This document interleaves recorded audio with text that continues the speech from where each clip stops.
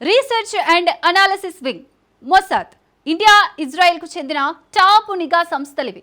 ఈ రెండు సంస్థల లక్ష్యం శత్రువుల నుంచి దేశాన్ని రక్షించుకోవడమే, ఉగ్రమూకల గుట్టు కనిపెట్టి అంతం చేయడమే. కానీ అదే పని కలిసి చేస్తే, శత్రువుల అంతు చూసేందుకు ఒకరికి ఒకరు సహకరించుకుంటే, ఎస్ అలాంటి నిర్ణయమే జరిగింది. ఉగ్రవాదుల అంతు చూడటమే లక్ష్యంగా భారత్ ఇజ్రాయెల్ ఇంటెలిజెన్స్ షేరింగ్ చేసుకుంటామని ఆ దేశ ప్రధాని చెప్పారు.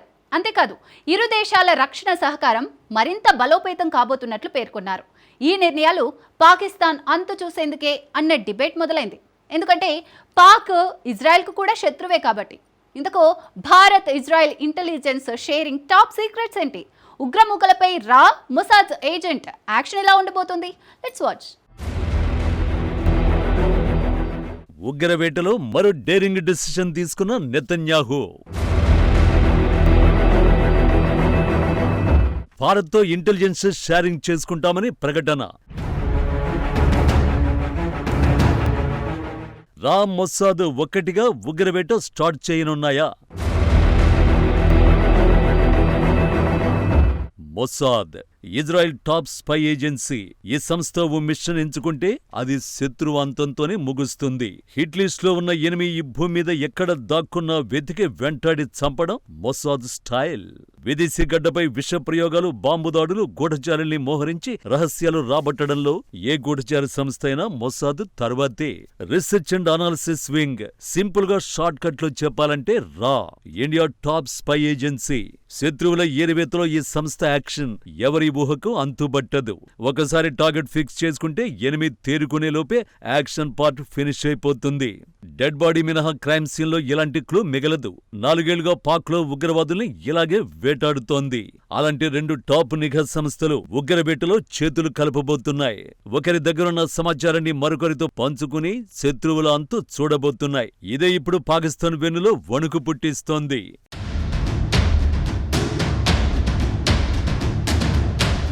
గాజాలో భీకర దాడులు కొనసాగిస్తున్న సమయంలోనే ఇజ్రాయెల్ ప్రధాని భారత సీనియర్ జర్నలిస్టుల్ని కలిశారు. ఆ సందర్భంగా పహల్గాం ఉగ్రదాడిని మరోసారి ఖండిస్తూ పలు కీలక వ్యాఖ్యలు చేశారు. పహల్గాం ఉగ్రదాడికి ప్రతీకారంగా చేపట్టిన ఆపరేషన్ సింధూర్ సమయంలో డిఆర్డీఓతో సంయుక్తంగా అభివృద్ధి చేసిన బరాక్ 8 క్షిపణులు, హారూప్ డ్రోన్లు సహా తమ ఆయుధాలను భారత్ ఉపయోగించిన విషయాన్ని ధృవీకరించారు. తాము ఇండియాకు అందించిన ఆయుధ సామగ్రి క్షేత్రస్థాయిలో అద్భుతంగా పనిచేసిందన్నారు. నెతన్యాహు చెప్పినట్టే ఇజ్రాయెల్ ఆయుధాలు ఆపరేషన్ సింధూర్లో సత్తా చాటే. భారత్, ఇజ్రాయెల్ సంయుక్తంగా తయారు చేసిన బరాక్ 8 మిసైల్స్, హారూప్ డ్రోన్లు గేమ్ చేంజర్లుగా నిలిచాయి. హారూప్ డ్రోన్లను రాడర్ వ్యవస్థలపై దాడి చేయడానికి రూపొందించారు. శత్రువు గగనతల రక్షణ వ్యవస్థల్ని ధ్వంసం చేసేలా డిజైన్ చేశారు. ఆపరేషన్ సింధూర్లో హారూప్ ఆ 2 అంశాల్లో సత్తా చాటింది. మరోవైపు బరాక్ 8 మిసైళ్ల గురించి ప్రత్యేకంగా చెప్పుకోవాలి. ఇజ్రాయెల్, భారత్ సంయుక్తంగా అభివృద్ధి చేసిన దీర్ఘశ్రేణి ఉపరితలం నుంచి గగనతలంలోని లక్ష్యాలను ఛేదించే క్షిపణి రక్షణ వ్యవస్థ ఇది. శత్రు విమానాలు సహా బహుళ వాయుమార్గాల ద్వారా వచ్చే ముప్పు ఎదుర్కొనేలా దీనిని రూపొందించారు. 360 డిగ్రీస్ కవరేజ్, మల్టిపుల్ టార్గెట్స్ ను ఒకేసారి ధ్వంసం చేయడంలో బరాక్ 8 గేమ్ చేంజర్. భారత్ను రక్షించడంలో S-400 ఎంత బాగా పనిచేసిందో బరాక్ 8 కూడా అంతే కీలకంగా వ్యవహరించింది. ఢిల్లీపై దాడి చేయడానికి పాక్ ఫతా-2 బాలిస్టిక్ క్షిపణిని సంధించింది. దీనిని బరాక్ 8 క్షిపణి రక్షణ వ్యవస్థ హర్యానాలోని సిర్సా దగ్గర అడ్డుకుంది. ఢిల్లీపై పాకిస్తాన్ సంధించిన ఫతా-2 బాలిస్టిక్ క్షిపణిని బరాక్ 8 కనుక ధ్వంసం చేయకపోయుంటే నష్టం ఊహకందని రీతిలో ఉండేది. ఇవి మాత్రమే కాదు, మరెన్నో వెపన్స్ భారత్ కు గేమ్ చేంజర్ గా నిలిచాయి. తాజాగా వాటి పనితీరుపై ప్రశంసలు కురిపించిన నెతన్యాహు భారత్తో రక్షణ సహకారాన్ని మరింత పెంచుకుంటామని ప్రకటించారు. అప్పుడే ఇంటెలిజెన్స్ షేరింగ్ ప్రకటన చేశారు. ఉగ్రవాదంపై పోరులో భారత్, ఇజ్రాయెల్ ఇంటెలిజెన్స్ షేర్ చేసుకుంటాయని ప్రకటించారు. ఈ ప్రకటనే ఉగ్రదేశం వెన్నులో వణుకు పుట్టిస్తోంది.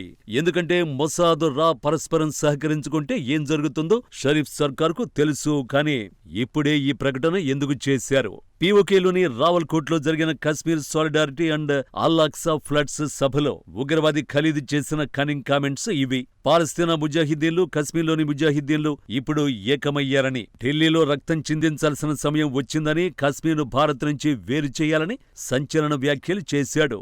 ఇదే సభ సాక్షిగా జైషే మహమ్మద్, లష్కర్-ఇ-తోయిబా, హమాస్ సంస్థలు ఒక్కటైనట్టు ప్రకటించాడు. పాక్ ఏటా ఫిబ్రవరి 5న కశ్మీర్ సంఘీభావ దినోత్సవాన్ని పాటిస్తుంది.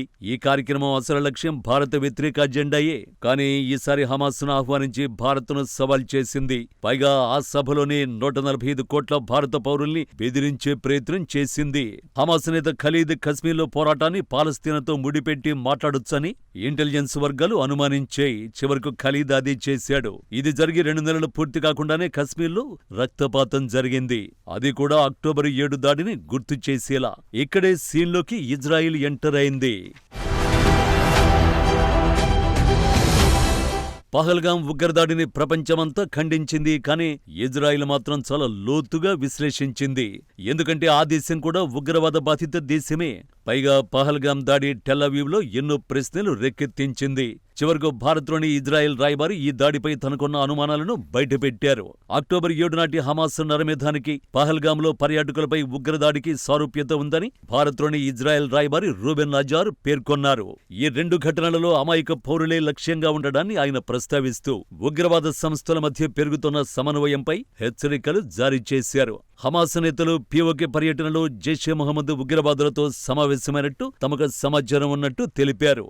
అంటే ఫిబ్రవరి 5 నాటి పరిణామాలను మొసాద్ క్లోజ్గా మానిటర్ చేసిందన్నమాట. పైగా ఇటీవల తన ప్రధాన శత్రువు ఇరాన్, పాకిస్తాన్కు మరింత దగ్గరయ్యే ప్రయత్నాలు మొదలుపెట్టింది. ఆ 2 దేశాల మధ్య అణు సహకారం జరగచ్చన్న అనుమానాలు ఉన్నాయి. అలా తన టార్గెట్ లిస్టులోకి పాక్ వచ్చి చేరింది. మరి పాకిస్తాన్, పీఓకేలో ఏం జరుగుతుందో తెలుసుకోవాలంటే research and analysis wing support కావాలి. అందుకే ఇంటెలిజెన్స్ షేరింగ్ బెస్ట్ ఆప్షన్.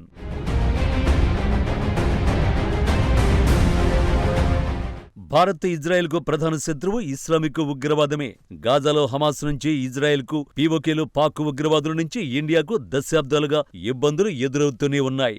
ఈ పరిస్థితులకు చెక్ పడాలంటే ఒకరికొకరు సపోర్ట్ చేసుకోవడమే ఆప్షన్.